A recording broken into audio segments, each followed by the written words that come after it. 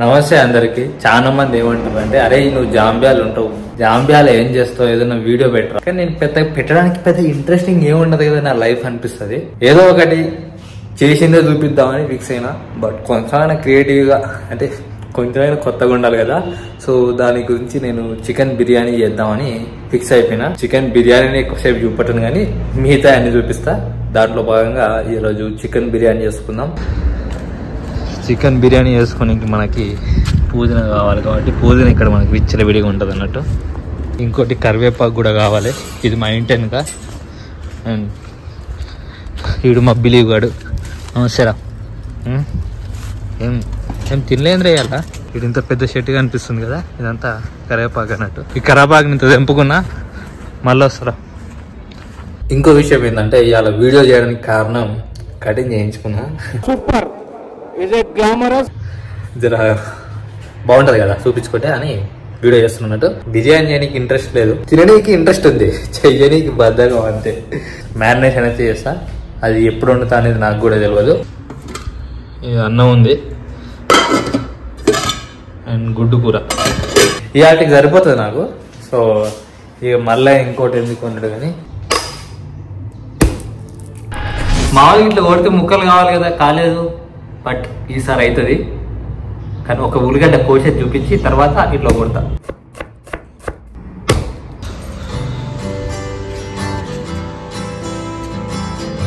Believe ఇది నా దగ్గరికి రాదు పొద్దున, ఎందుకంటే నేను దీన్ని స్కూల్కి తీసుకుపోతా కాబట్టి. దాని స్కూలు అదనమాట.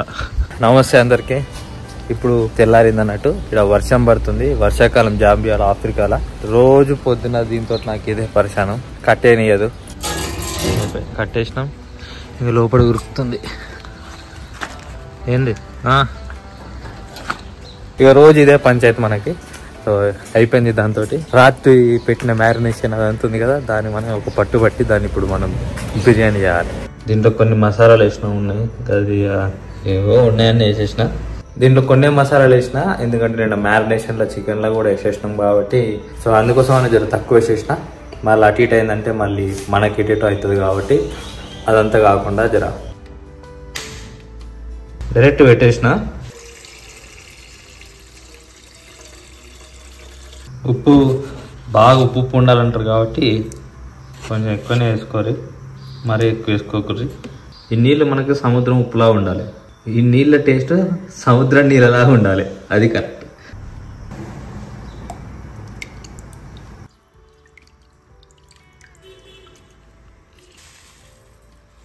నీళ్ళు బాగా మసిలినాయి.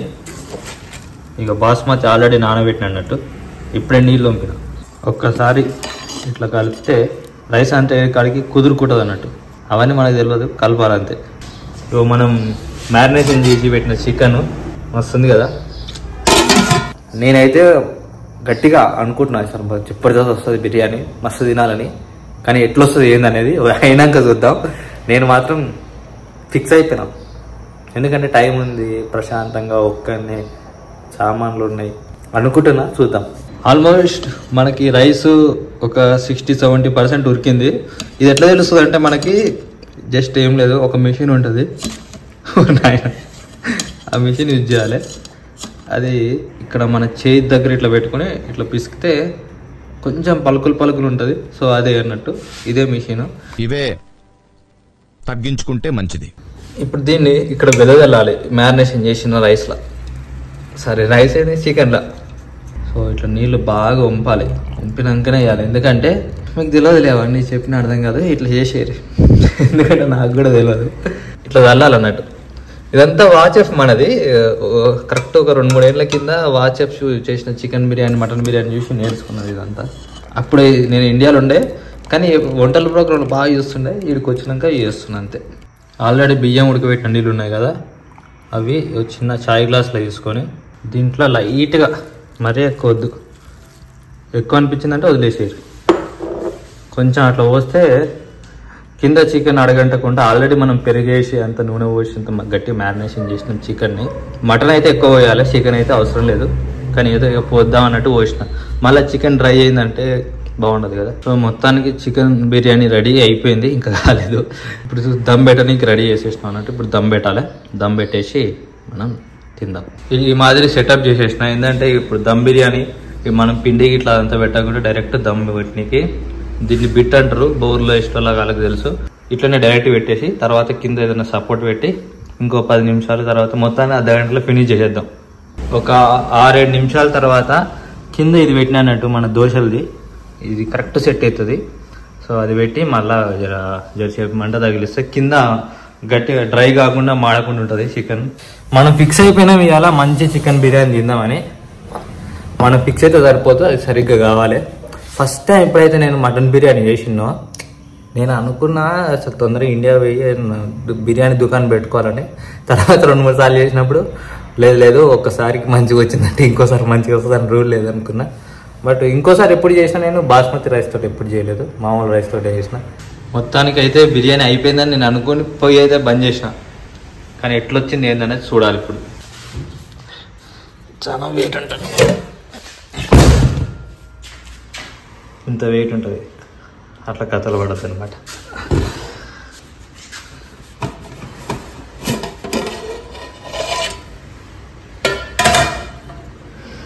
ఆహా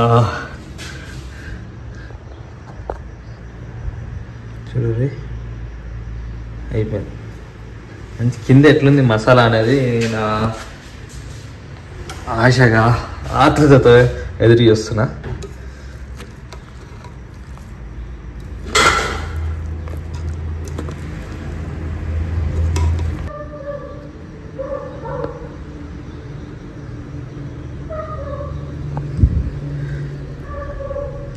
కాగుతుంది.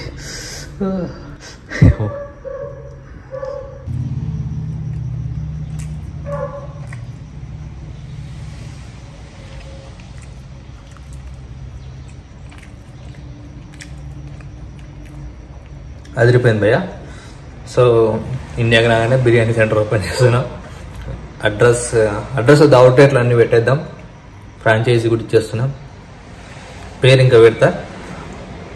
అదిరిపోయింది. ప్లేట్లో పెట్టుకొని తిందాం. బా అసలు నేను నా లైఫ్లో ఎప్పుడు అనుకోలేదు నేను బిర్యానీ చేసుకొని తింటా. ఎందుకు ఇంత గ్యాప్ ఇచ్చినా. అసలు వంట అనేది మనకి అవుట్ ఆఫ్ సిలబస్ పోయేది చిన్నప్పటి నుంచి. అయినా ఏదైనా గుడ్డుతో అది దాంతో చేసేది. సో అవన్నీ కాదు ఫస్ట్ తిని.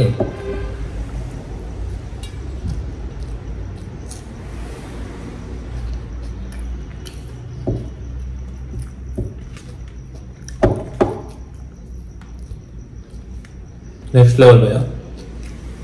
మనం ఏదైతే ఎక్స్పెక్టేషన్ పెట్టుకున్నామో రీచ్ అయిపోయింది. వస్తుంది. ఇది పర్ఫెక్ట్ బిర్యానీ అంటే.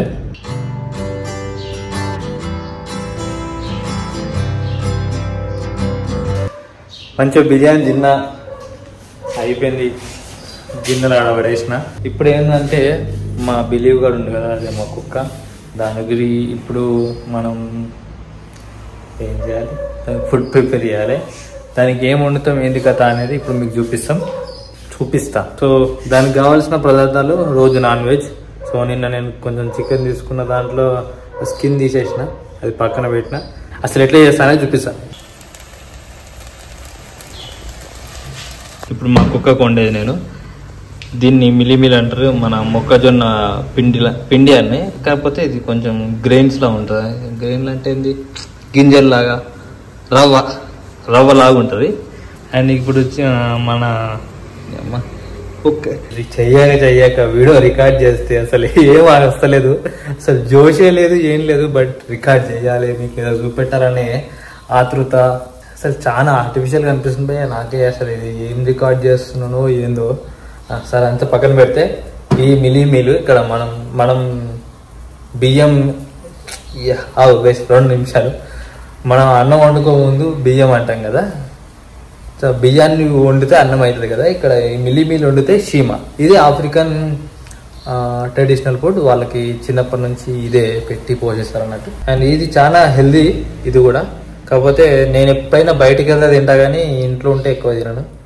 ఎక్కువగా అసలే తిన్నాను. ఇంట్లో ఉంటే అసలే తిన్నాను. బయటకు పోతే ఇంకా ఏదో ఒకటి తినాలి కాబట్టి తింటా. ఇదనమాట తిననుకున్న చిన్న స్టోరీ. ఇప్పుడు దీన్ని ఎట్లా ప్రిపేర్ చేస్తాం ఏంటనేది చూపిస్తాం. కొంచెం బాయిల్ చేస్తే సరిపోతుంది నీళ్ళు. తర్వాత ఏం చేయాలంటే దీంట్లో ఇంకా కొన్ని నీళ్ళు యాడ్ చేయాలి మనం. సో దాని గురించి నేను ఈ గిన్నె తీసుకున్నా. బాగా మసల నీళ్ళల్లో ఈ పొడి వేసినామంటే మొత్తం ఉండలు కడుతుంది, గడ్డ కడుతుంది అన్నట్టు. గడ్డ కాదు, ఉండలే కడుతుంది. ఇప్పుడు ఎట్లా వేస్తే ఏందనేది నాకు కూడా అర్థమైతలేదు. మామూలుగా అయితే 2 చేతులు యూజ్ చేస్తాం. మీకు ఏం కనిపిస్తుందేమో కానీ ఇదైతే నేను రికార్డ్ చేయాలనుకుంటున్నా, ఫిక్స్ అయిపోయినా. యాక్చువల్లీ ఈ పొడి ఉంది కదా, ఈ 2 గ్లాసులు వస్తున్నట్టు ఇది దీంట్లో పోసుకుంటే తిప్పుతూ ఉండాలి. తిప్పకపోతే ఇది ఉండలు కడుతుంది.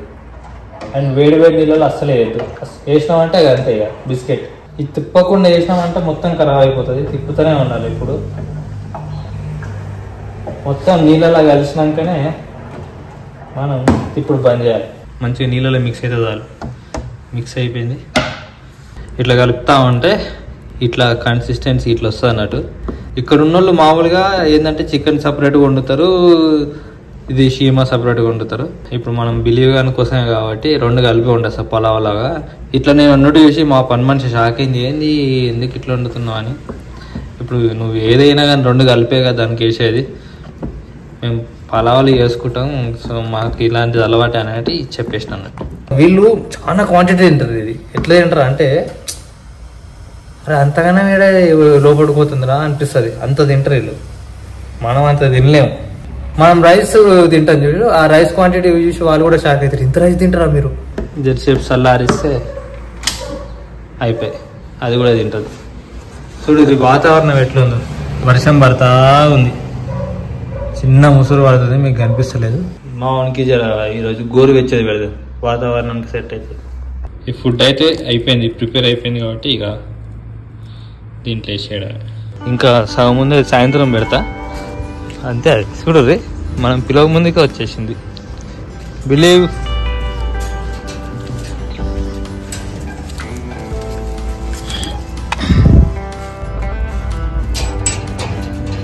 సరే పోతున్నా, తిను. ఏదైనా వీడియో షూట్ చేద్దాం అంటే ఎందుకు చేయాలంటే ఏం ఉండదు, అసలు ఉండదు. కానీ ఏదో ఒకటి చెప్పాలి చేయాలని చేస్తున్నా. బట్ ఇది కూడా ఒక మెమొరీ. అక్కడ ఉండి ఏం చేస్తావు భయ్యా నువ్వు అనే దానికంటే వర్క్ చేసే వీడియోలు ఆల్మోస్ట్ ఇంతమంది ఉన్నాయి. లాస్ట్ ఇయర్ పెట్టిన తర్వాత ఇక పెడతలేను. కానీ అవి ఆడిపోతే ఇక టైం ఆటోమేటిక్గా వెళ్ళిపోతుంది. అది ఆల్రెడీ చూసిరు. కానీ ఖాళీగా ఉన్నప్పుడు ఏం చేస్తాం అనేది ఇప్పుడు ఈ వీడియో అన్నట్టు. ఎండింగ్ అప్పుడు ఇంతసేపు చాలా ఆర్టిఫిషియల్గా వీడియో చేసిన, మీకు కూడా అట్లే అనిపించింది. ఒక 2 ముక్కలు లోపల నుంచి మాట్లాడదాం. యాక్చువల్లీ నేను ఇక్కడికి వచ్చిన ఒక 3 months and 4 months అప్పుడు నాకు ఒక ఆలోచన వచ్చింది, ఏంద్రా ఇది ఇక్కడ నుంచి ఎప్పుడు వెళ్ళిపోతాం రా అనే థాట్ వచ్చింది. కానీ ఆ టైంలోనే నాకేమనిపించిందంటే ఇంకొన్ని రోజులు ఉంటే మన ఆలోచన విధానం మారుతుంది డెఫినెట్గా. మనం ఇక్కడనే ఉండడానికి కొంచెం ఇష్టపడతామేమో అనుకున్నా. కానీ 4 నెలలు అంటే ఇక్కడికి వచ్చి 4 నెలలకు అనిపించిన విషయం ఇప్పుడు నేను ఇండియాకి ఇంకా 4 నెలల్లో పోతా అనుకున్నప్పుడు కూడా సేమ్ అట్లే ఉంది. అంటే అసలు నా ఆలోచన విధానం మారలే, నా ఆలోచనలు కూడా మారలే. వేరే విషయాల్లో మారిందేమో కానీ ఈ విషయంలో అంటే నాకైతే బోరింగ్ ఉండదు. ఇప్పుడు వీడియో తీసేంతసేపు ఏం చేయాలో తెలియక ఏదో ఒకటి బాగుతా, అది వేరే. కానీ చాలా ఆలోచిస్తాను.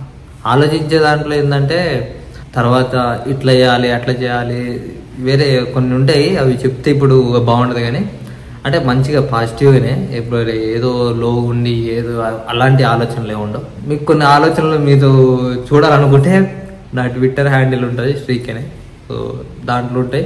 ఇంకోటి అవుట్ ఆఫ్ కాంటెక్స్ట్ ఒకటి చెప్పాలనుకుంటున్నా. చాలా మంది చూస్తున్నారు ఇప్పుడు మా దోస్తు గారు అందరికి చాలా మందికి పెళ్ళి అయిపోయి పిల్లలు కూడా పుడుతుర్రు. ఆల్మోస్ట్ కమింగ్ సూన్లో ఉన్నారు, కొంతమంది పిల్లలు పుట్టిన వాళ్ళు ఉన్నారు. నా చుట్టుపక్కల చాలా మందిని చూస్తున్నా. అంటే ఒకప్పుడు మన పేరెంట్స్ వాళ్ళు బతికిన లైఫ్ కంటే బెటర్ లైఫ్ మనకి ఇచ్చారు 100%, అది కరెక్ట్. అండ్ వాళ్ళంతా ఎడ్యుకేటెడ్ కాదు, వాళ్ళు ఏదో ఉన్న దాంట్లో మనం చదివించారు. వాళ్ళు ప్రైవేట్ స్కూల్స్ పంపించిన వాళ్ళు కానీ ఇంక కొంచెం బాగా మంచి మంచి స్కూళ్ళలో పంపించిన వాళ్ళు ఏంటంటే బియాండ్ వాళ్ళ లిమిట్స్కి మించి వాళ్ళని చదివించారు. ఇప్పుడు ఏంటంటే ఫీజులు కడుతున్నారు మనోళ్ళు. ఇప్పుడు మన జనరేషన్ వాళ్ళు కూడా పిల్లలు స్కూల్ పంపుతారు, ఫీజులు కడుతున్నారు. వాళ్ళు కూడా వాళ్ళ అమ్మా నాన్న ఏదైతే చేసిర్రో వీళ్ళు కూడా సేమ్ అదే వాళ్ళ పిల్లలకు చేస్తారు. ఇంకేంది వాళ్ళకి బెటర్ లైఫ్ అంటే వాళ్ళకంటే కొంచెం స్కూల్ ఫీజు ఎక్కువ పడుతున్నాం. వాళ్ళు సైకిల్ మీద పంపించినప్పుడు బస్సులో పంపిస్తారు అంతే. ఎడ్యుకేషన్లో క్వాలిటీ ఏం తేడా లేదు. అండ్ మా అమ్మ నాన్నకి వాళ్ళకి పెద్ద చదువు రాదు కాబట్టి నేను చదివిపోయి అంటే ఇంటికి వచ్చినాక వాళ్ళు చదివిపోయలేరు, కానీ ఇప్పుడు చదువుకున్న పేరెంట్స్ ఉన్నా కానీ ఇంటికి వచ్చినాక వాళ్ళని పట్టించుకోరు. ఏంటంటే ట్యూషన్ పంపిస్తాం, ఆడికి పంపిస్తాం, వీడికి పంపిస్తాం అనే దాంట్లో ఉంటారు. అది కాదు, మీరు పిల్లలతోటి ఎంత టైం స్పెండ్ చేస్తే అంత బాండ్ పెరుగుతుంది. ఇంకొకటి చదువు ఒక్కటే కాదు, చదువుతో పాటు ఇది ఇంకోటి ఏదైనా నేర్పించాలి. వాళ్ళకి ఏది ఇంట్రెస్ట్ ఉంది అనేది పక్కా మీరు నోటీస్ చేసి దాంట్లో ఎంకరేజ్ చేస్తే వాళ్ళ ఫ్యూచర్లో వాళ్ళు సక్సెస్ అవుతారా లేదా అనేది వాళ్ళ మీద డిపెండ్ అయి ఉంటుంది. అండ్ సక్సెస్ అనేది వాళ్ళు ఎట్లా చూస్తారనే దాని మీద కూడా డిపెండ్ అయి ఉంటుంది. ఇప్పుడు ఇండియా వరల్డ్ కప్ ఫైనల్ పోవడం సక్సెస్ అనుకోవచ్చు కొంతమంది, ఇండియా వరల్డ్ కప్ ఫైనల్లో ఓడిపోవడం ఫెయిల్యూర్ అనుకోవచ్చు. సక్సెస్ అనేది ఎవడు ఎట్లా చూస్తాడు అనే దాన్ని బట్టి ఉంటుంది. సో ఇలాంటి సోది విషయాలన్నీ మనకు తాగినప్పుడు వస్తాయి కాబట్టి సో ఈ వీడియోకి మాత్రం అంతే.